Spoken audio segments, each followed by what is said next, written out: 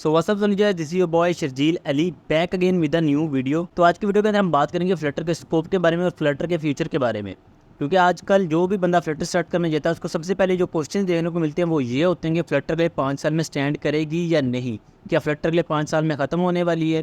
क्योंकि फ्लटर का भी मार्केट के ऊपर इतना ज़्यादा कंट्रोल नहीं है जितना कि रिएक्ट नेटिव का है। तो चलो बात करते हैं फ्लटर के स्कोप के बारे में।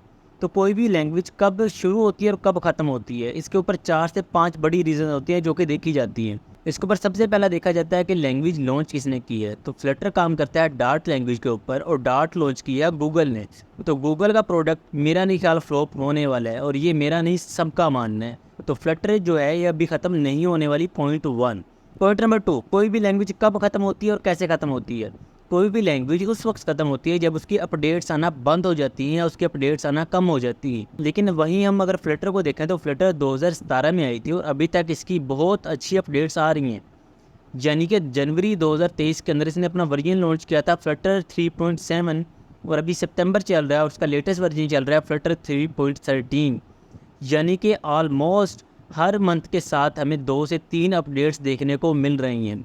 यानी फ्लटर डे बाय डे खुद को इम्प्रूव कर रहा है, जो कि एक बहुत बड़ा साइन है कि फ्लटर अभी ख़त्म नहीं होने वाला, बहुत कुछ है आने को और देखने को। पॉइंट नंबर 3, कि कोई भी लैंग्वेज उस वक्त तक स्टैंड करती है जब तक उसके ऊपर बड़ी प्रोडक्ट्स बनती रहें, बड़ी कंपनीज उसके ऊपर अपना हाथ रखें और उसकी एडवर्टाइजमेंट करती रहें। तो चलो देखते हैं कि फ्लटर के ऊपर कौन सी सबसे बड़ी कंपनीज़ हैं। फ्लटर के ऊपर गूगल का अपना गूगल क्लासरूम बना हुआ है, फ्लटर के ऊपर अली बाबा बना हुआ है, और उसके बाद इंडिया की one of the famous app dream 11 जो कि फ्लटर के ऊपर बनी हुई है। फिलिप्स की पूरी ऐप फ्लटर के ऊपर बनी है, और टोयोटा से लेके BMW तक इन सब की ऐप फ्लटर के ऊपर बनी है। उसके अलावा आपकी मेरी हम सबकी फेवरेट PUBG मोबाइल गेम, उसका भी कम्युनिटी सेक्शन आधा फ्लटर के ऊपर बना हुआ है। उसके बाद टेंसेंट भी फ्लटर को यूज़ कर रहा है और ईबे जैसी बड़ी कंपनीज फ्लटर को यूज़ करती हैं। तो इसका शॉर्ट फॉर्म में यही मतलब है कि फ्लटर को बड़ी कंपनीज एक्सेप्ट कर रही हैं, जिसकी वजह से छोटी कंपनीज को एक्सेप्ट करना शुरू हो गई हैं। और ये अब एक्सेप्ट नहीं कर रही, बहुत पहले एक्सेप्ट कर चुकी हैं। और इसीलिए हमारे जो दूसरे कंट्रीज़ हैं, पाकिस्तान, इंडिया और बांग्लादेश के अलावा, एशियन कंट्रीज़ के अलावा दूसरे कंट्रीज़ में फ्लटर की डिमांड बहुत ज़्यादा बढ़ गई है। फ्लटर का सिंगल कोड आपके लिए 12 जगह की ऐप्स बनाकर दे सकता है। यानी कि आपका एक कोड करोगे और उस एक कोड से आपके लिए एंड्रॉयड की ऐप बनेगी, आपके लिए iOS की ऐप बनेगी, आपकी वेबसाइट बन सकती है, आपकी डिजिटल वॉच के लिए ऐप बन सकती है। इसी तरह 12 प्लेटफॉर्म्स की ऐप्स एक सिंगल कोड से आप बना सकते हो। और ये वजह है कि फ्लटर ग्रैब कर रहा है बहुत सारे क्लाइंट्स, क्योंकि हर क्लाइंट पैसा कम देना चाहता है और काम ज़्यादा चाहता है।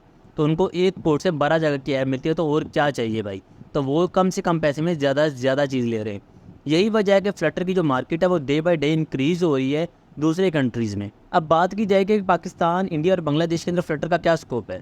तो पाकिस्तान और इंडिया के अंदर इसका स्कोप ये है कि पाकिस्तान और इंडिया के अंदर फ्लटर के डेवलपर बहुत ज़्यादा मौजूद हैं। यानी कोई भी बिगिनर आ रहा है जिसको कोडिंग में मुश्किल होती है वो फ्लटर स्टार्ट कर रहा है, जिसकी वजह से फ्लटर के डेवलपर पाकिस्तान, इंडिया, बांग्लादेश और एशियन कंट्रीज़ के अंदर बहुत ज़्यादा इंक्रीज़ कर गए हैं। लेकिन अगर हम वहीं पर दूसरी साइड पर देखें दूसरे कंट्रीज़ के अंदर, वहाँ पर ये सबसे बड़ा रिस्क है फ्लटर डेवलपर्स के लिए। क्यों? क्योंकि कोई भी कंपनी दूसरे कंट्रीज में फ्लटर पर काम इसलिए नहीं करना चाहती कि फ्लटर का डेवलपर मार्केट में कम है। अगर फ्लटर का डेवलपर काम छोड़ जाता है तो दोबारा फ्लटर डेवलपर हायर करना मुश्किल हो जाता है दूसरी कंपनीज के लिए। तो दिस इज़ द रीज़न कि फ्लटर की मेनली मार्केट बनती जा रही है एशियन कंट्री। और एशियन कंट्री में अगर रहते हो आप और आप फ्लटर डेवलपर हो तो भाई बेफिक्र हो, जो आपका फ्यूचर ब्राइट है। अब बात करते हैं कि हम फ्लटर को, ये तो बातें मैंने की और कुछ लिखी हुई पड़ी थी, अब देखते हैं कि वाकई में रिजल्ट्स हैं क्या। अब स्टैक ओवरफ्लो के ऊपर अगर हम जाएं और देखें स्टैक ओवरफ्लो के 2022 से 2023 के तमाम स्टैट्स, तो मोस्ट लव्ड डेवलपमेंट लैंग्वेज के अंदर फ्लटर दूसरे नंबर पे आती है और पहले नंबर पर आती है .NET कोर, जो कि बहुत पुरानी लैंग्वेज है, और उसके मुकाबले पे फ्लटर दूसरे नंबर पे आती है। ये एक बहुत बड़ी बात है।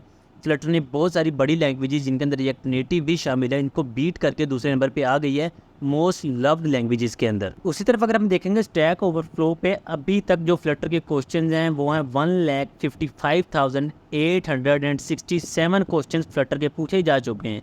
इसी तरफ अगर हम देखें रिएक्ट नेटिव के, तो इसके सिर्फ 1,28,943 क्वेश्चन पूछे गए हैं। यानी फ्लटर यहाँ पर भी आगे है।